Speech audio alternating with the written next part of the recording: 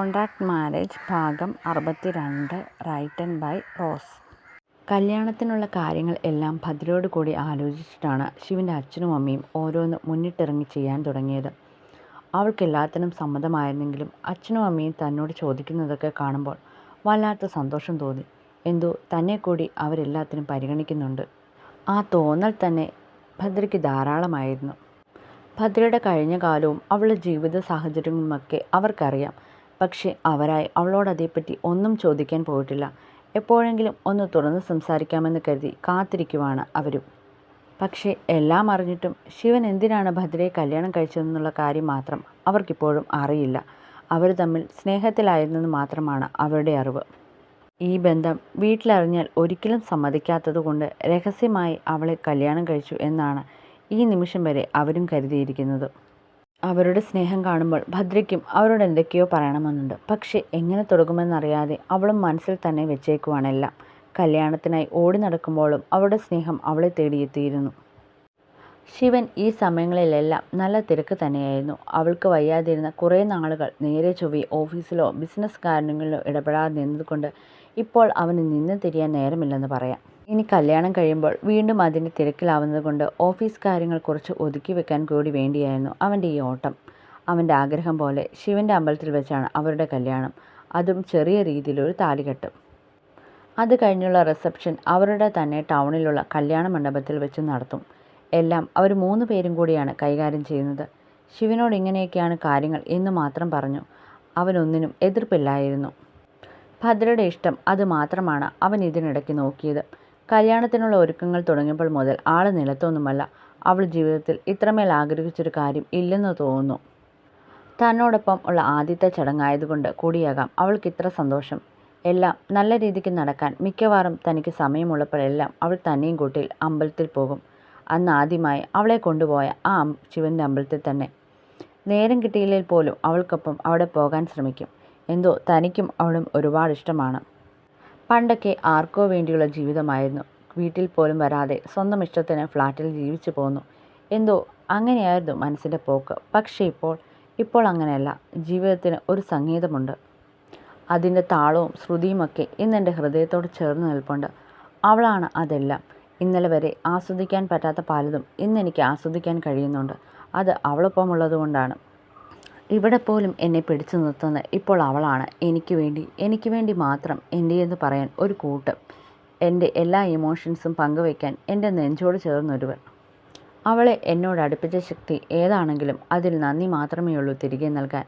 വറ്റി വരണ്ട് കിടന്ന മരുഭൂമി പോലെയാണ് എൻ്റെ മനസ്സിൽ ചെറിയൊരു ചാറ്റൽ മഴ പോലെ പെയ്തു തുടങ്ങി.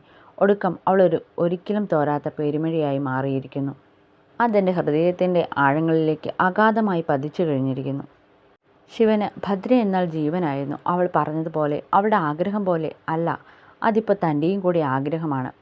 ഒരു കല്യാണം എന്നത് ജീവിതത്തിൽ ഒരിക്കൽ പോലും സ്വപ്നം കാണാതെ ഇരുന്നവൻ ഇന്ന് പല രാത്രിയിലും സ്വപ്നം കാണുന്നുണ്ട്. അവളുടെ കഴുത്തിൽ താലി ചാർത്തുന്ന നിമിഷം.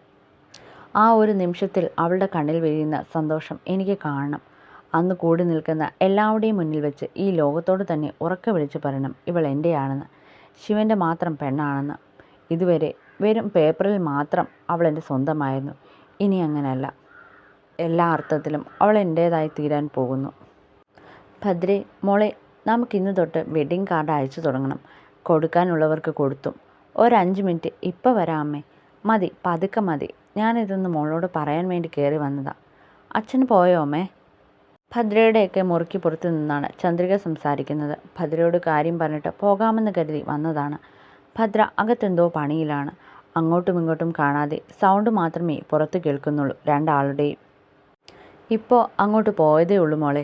ഇനിയിപ്പോൾ ഉച്ചയാകും വരാൻ. നമുക്ക് അപ്പോഴേക്കും അതിൻ്റെ കാര്യങ്ങൾ നോക്കാം. അച്ഛൻ കുറച്ചൊക്കെ പറഞ്ഞു നിന്നിട്ടാണ് പോയത്. മോള് തിരക്ക് കഴിഞ്ഞ് താഴേക്ക് വരുമ്പോൾ അമ്മയെ കൂടെ വിളിച്ചാൽ മതി. ഞാൻ അവിടെ ഉണ്ടാവും. വിളിച്ചേക്കാം. അതൊക്കെ ശരി. അതൊക്കെ അവിടെ നിൽക്കട്ടെ. അമ്മ കഴിച്ചോ? ഇല്ലെങ്കിൽ കാപ്പി കുടിക്കുക. ഞാൻ വരുമ്പോഴേക്കും. കല്യാണമാണെന്ന് കരുതി ഓരോന്ന് ചെയ്തു നടന്ന് BP കുറഞ്ഞാൽ താഴെ പോകും. ഞാൻ പറഞ്ഞേക്കാം. ഭദ്ര സ്നേഹവും ശാസനയും കലർന്ന വാക്കുകളിൽ പറഞ്ഞതും അവളുടെ കണ്ണൊന്നിറഞ്ഞു. ഇന്നലെയും മറ്റും പലതവണ ഇതുതന്നെയാണ് അവൾ തൻ്റെ പിന്നാലെ നടന്ന് ഓർമ്മിപ്പിച്ചു കൊണ്ടിരുന്നത്. ശിവൻ പോലും ഇങ്ങനെയൊന്നും ചോദിക്കുകയോ കരുതുകയോ ചെയ്ത് കണ്ടിട്ടില്ല. അവൻ്റെ സ്വഭാവം അങ്ങനെയാണ്. ഉള്ളിൽ എന്നാൽ സ്നേഹവുമുണ്ട്. പക്ഷെ പുറമേ അവനത്ര അടുപ്പത്തോടെ സംസാരിക്കത്തുമില്ല. അതുമാത്രമല്ല, ഓരോ കാരണം കൊണ്ട് കുടുംബത്തിൽ നിന്ന് തന്നെ അകന്നു പോയതാണ് അവൻ്റെ മനസ്സും ശരീരവും. വീണ്ടും കൂടിച്ചേർന്ന് തന്നെ ഭദ്ര കാരണമാണ്. അവൾക്ക് അവനോടും ഞങ്ങളോടുമൊക്കെയുള്ള സ്നേഹവും കരുതലും കാണുമ്പോൾ അവളെ ഒരു മരുമകളായി കാണാനേ കഴിയുന്നില്ല. ഒരു മകളായി ചേർത്ത് നിർത്തി സ്നേഹിക്കാനേ മനസ്സനുവദിക്കും. അത്രയ്ക്കിഷ്ടമുണ്ട് അവളോടിപ്പോൾ.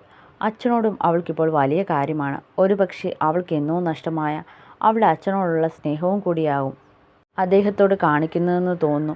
അദ്ദേഹവും തിരിച്ചങ്ങനെ തന്നെ, സ്വന്തം മകളെപ്പോലെ തന്നെ. മകളെപ്പോലെ എന്ന് പറയാൻ പറ്റത്തില്ല, മകളായി തന്നെ. ഒരിക്കൽ ശത്രുക്കളെപ്പോലെ കണ്ടു പെരുമാറിയ രണ്ടുപേരും ഇപ്പോൾ സ്നേഹത്തിൽ പോകുന്നത് കാണുമ്പോൾ തന്നെ വലിയ സമാധാനമാണ്. അകത്തേക്കൊന്ന് നോക്കിയിട്ട് ചന്ദ്രിക പതിയെ താഴേക്ക് പോയി. മേശപ്പുറത്തിരിക്കുന്ന കാസറോളിൽ നിന്ന് രാവിലെ കഴിക്കാൻ കല്യാണി ഉണ്ടാക്കി വെച്ച പുട്ടും കടലക്കറിയും ഒരു പ്ലേറ്റിലേക്ക് വിളമ്പി. ഒരു ഗ്ലാസ് ചായ കൂടി കല്യാണി കൊണ്ടുവന്ന് തന്നു. ചോദിച്ചില്ലെങ്കിലും ചിലതൊക്കെ കല്യാണി കണ്ടറിഞ്ഞു ചെയ്യും. ഇവിടെ കഴിക്കാൻ വന്നിരിക്കുന്നത് കണ്ടപ്പോൾ തന്നെ അകത്തേക്ക് പോകുന്നത് കണ്ടാണ് കല്യാണി അപ്പോഴേ തോന്നി ഇതാ കൊണ്ടുവരാനാകുമെന്ന്. ഭദ്ര ഓർമ്മിപ്പിച്ചത് കൊണ്ടാണ്. അല്ലേ രാവിലെ കഴിക്കാൻ നടന്ന പോലെ ഇപ്പോഴും നടന്നേനെ. എന്തോ കല്യാണ തിരക്കിൽ പെട്ടതുകൊണ്ട് കഴിക്കാൻ പോലും വിട്ടുപോകും. കാര്യം ചെയ്യാനും പറയാനും ഇവിടെ ഒരുപാട് ആളുകളുണ്ടെങ്കിലും ചിലതൊക്കെ നമ്മൾ തന്നെ ചെയ്യണം. ഒന്നിനും ഒരു കുറവ് വരാതെ ഏറ്റവും ഭംഗിയായി. ആ ഒരു ചിന്ത മാത്രമാണ് മനസ്സിൽ.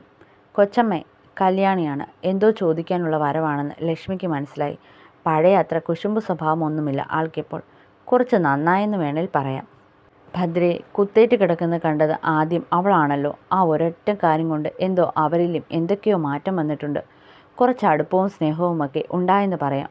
പണ്ടൊക്കെ എത്ര കാര്യമായി നമ്മൾ ഓരോന്ന് ചെയ്താലും തിരിച്ച് അത്രയും അവർക്കില്ലെന്ന് തോന്നിയിട്ടുണ്ട്. ഇപ്പോൾ പക്ഷേ അങ്ങനെ ഒരാളെയല്ല. ഭദ്രയെ കാണുമ്പോൾ എല്ലാം രണ്ടാളും എന്തേലും പറഞ്ഞ് ഉരസി നിൽക്കുന്നത് കാണാമെങ്കിലും അവളോടും കല്യാണിക്കിപ്പോൾ സ്നേഹമാണ്. ഇങ്ങനെയും ചില നല്ല കാര്യങ്ങൾ കൂടി ഇതിനിടയ്ക്ക് സംഭവിച്ചെന്ന് പറയാം. കൊച്ചമ്മേ കൊച്ചമ്മേ. ആ പറ കല്യാണി. ഞാൻ ഇത്ര നേരം കിടന്ന് വിളിച്ചതൊന്നും കൊച്ചമ്മ കേട്ടില്ലേ? അപ്പോൾ എന്തോ ആലോചിച്ചിരിക്കുമായിരുന്നു. ഈ ലോകത്തൊന്നും ഉള്ള ആളേ അല്ലെന്ന് പോലെയാണ് ഇരുന്നത്. ഞാൻ എന്തോ പെട്ടെന്ന്. അത് വിട്, നീ പറയാൻ വന്നതെന്താ? അതേ കൊച്ചമ്മേ, കല്യാണത്തിന് എനിക്കൊരു സാരി എടുത്തു തരുമോ? കല്യാണി ചോദിക്കുന്ന കേട്ട് ചന്ദ്രിക ചെറുതായി ചിരിച്ചു. ഇതാണോ ഇവള് ചോദിക്കാൻ വന്നത്? അവർ കരുതിയത് വലിയ എന്തോ കാര്യമാണെന്ന്. അത് പിന്നെ ചോദിക്കാൻ എന്താ കല്യാണി, നിനക്ക് സാരി എടുത്തു തരികയും ചെയ്യും. നീ അതെടുത്ത് വേണം കല്യാണത്തിന് വരാൻ. എവിടെയുള്ള എല്ലാവർക്കും ഡ്രസ്സ് എടുത്ത് കൊടുക്കുന്നുണ്ട്. അവർക്ക് മാത്രമല്ല, അവരുടെ വീട്ടിലുള്ള എല്ലാവർക്കും. നീയാണല്ലോ എല്ലാത്തിനും മുന്നിൽ നിൽക്കാൻ. അതുകൊണ്ട് നിനക്ക് 2 സാരി കൂടുതൽ മേടിച്ചു തന്നേക്കാം. ഞങ്ങൾ ഡ്രസ്സ് എടുക്കാൻ പോകുമ്പോൾ നിന്നെയും കൂടി കൂട്ടുന്നുണ്ട്. ഇനി ഞാൻ എടുത്തു തന്നിട്ട് നിനക്ക് ഇഷ്ടമായില്ലെങ്കിലോ? ചന്ദ്രിക പറയുന്നത് കേട്ട് കല്യാണിയുടെ മുഖത്തൊരു ലോട്ടറി അടിച്ച സന്തോഷമായിരുന്നു. ഇവിടെ എന്ത് കാര്യം നടന്നാലും ഇവിടെയുള്ള എല്ലാവർക്കും ഡ്രസ്സ് കൊടുക്കുന്നത് ഒരു പതിവാണ്. തനിക്കാണ് അതിൽ ഏറ്റവും കോള്. 2-3 എണ്ണം ഉറപ്പായും കിട്ടും. അതും നല്ല വിലയുള്ളത്. ജോലിക്കാരാണെന്ന് കരുതി ഒന്നിനും ഇവിടെ മാറ്റി നിർത്താറില്ല. ആകെ ഒരു വല്ലാത്ത സ്വഭാവം അത് ശിവൻ കുഞ്ഞിൻ്റെയാണ്. അത് കാണുമ്പോൾ എന്തേലും പറഞ്ഞ് ദേഷ്യപ്പെടും. അത് മാത്രം പിടിച്ചു നിൽക്കാൻ പറ്റില്ല. ഇപ്പോൾ പക്ഷേ സാറ് മാറി ഒരുപാട്. പഴയ പോലെയുള്ള ഒരു ദേഷ്യവുമില്ല. ഭദ്രയെ ആദ്യം കണ്ടത് ഞാനായതുകൊണ്ടാവും. ഒരു മനുഷ്യപ്പറ്റൊക്കെ കാണിക്കാൻ തുടങ്ങിയിട്ടുണ്ട് ഈയിടയ്ക്കായി. അല്ലെങ്കിൽ നല്ല വർത്തമാനം പറയുന്നതാണ്. ഇപ്പോൾ പക്ഷേ അങ്ങനെയല്ല, ഒരു മയമൊക്കെയുണ്ട്. സാറിൻ്റെ സ്വഭാവം വെച്ച് അന്നത്തെ സംഭവങ്ങളുടെ പേരിൽ എന്തെങ്കിലുമൊക്കെ ചോദിച്ചു വരുമെന്ന് കരുതിയതാണ്. പക്ഷേ ഈ കാര്യത്തിൽ അതുണ്ടായില്ല. എന്തോ അതൊരു നല്ല കാര്യമായാണ് തോന്നിയത്. അല്ലേ തന്നെ പേടിച്ചു കുറച്ചാണ് നിന്നത്. അതിൻ്റെ കൂടി സാറും കൂടി എന്തെങ്കിലും ചോദിച്ചാൽ ആകെ തകർന്നു പോയേനെ. കല്യാണി ചന്ദ്രിക വിളിക്കുന്നത് കേട്ട് പെട്ടെന്ന് ആലോചന നിർത്തി അവരെ നോക്കി. ഇപ്പോഴേ അതൊന്നും ആലോചിച്ച് നീ കാട് കയറണ്ട. കല്യാണത്തിന് ഇവിടെ 2-3 ദിവസത്തേക്ക് പുറത്തു നിന്ന് ആളെ നിർത്താം. നീ അവർക്കൊപ്പം നിന്ന് എല്ലാം ഒന്ന് നോക്കിയാൽ മതി. നിൻ്റെ ഒരു മേൽനോട്ടം അവരുടെ മേൽ ഉണ്ടായാൽ മതി. ചന്ദ്രിക പറയുന്നത് കേട്ട് വലിയ അതിശയമൊന്നും തോന്നിയില്ല. അതിനിവിടെ എന്തെങ്കിലും പരിപാടി വെക്കുമ്പോൾ തന്നെ അങ്ങനെയാണ്, പുറത്തു നിന്ന് ആളെ നിർത്തും. ആ ദിവസങ്ങളിൽ കല്യാണിക്ക് പ്രത്യേകിച്ച് ഒരു പണിയുമില്ല. ഇങ്ങനെ കിടന്ന് വിലസ് നടന്നാൽ മതി. എല്ലാം നോക്കിക്കണ്ട്, എല്ലാത്തിനും മേൽനോട്ടം കൊടുത്തുകൊണ്ട്. ആൾക്കാരെയൊക്കെ വിളിച്ചു തുടങ്ങിയോ കൊച്ചമ്മേ? ശിവൻ സാറിൻ്റെ കല്യാണമല്ലേ? അതും ഒരിക്കലും കല്യാണമേ കഴിക്കില്ലെന്ന് പറഞ്ഞു നിന്ന ആളല്ലേ? കല്യാണി പറയുന്നത് കേട്ട് ഏതോ ഓർമ്മയിൽ ചന്ദ്രിക ചിരിച്ചു. ശരിയാണ്, അവനൊരു കല്യാണം കഴിക്കുമോ എന്ന് തന്നെ സംശയമായിരുന്നു. അങ്ങനെയുള്ള അവൻ്റെ തീരുമാനം പോലും മാറ്റിച്ചുകൊണ്ട് ദൈവം അവനൊരു പെണ്ണിനെ കൊടുത്തു.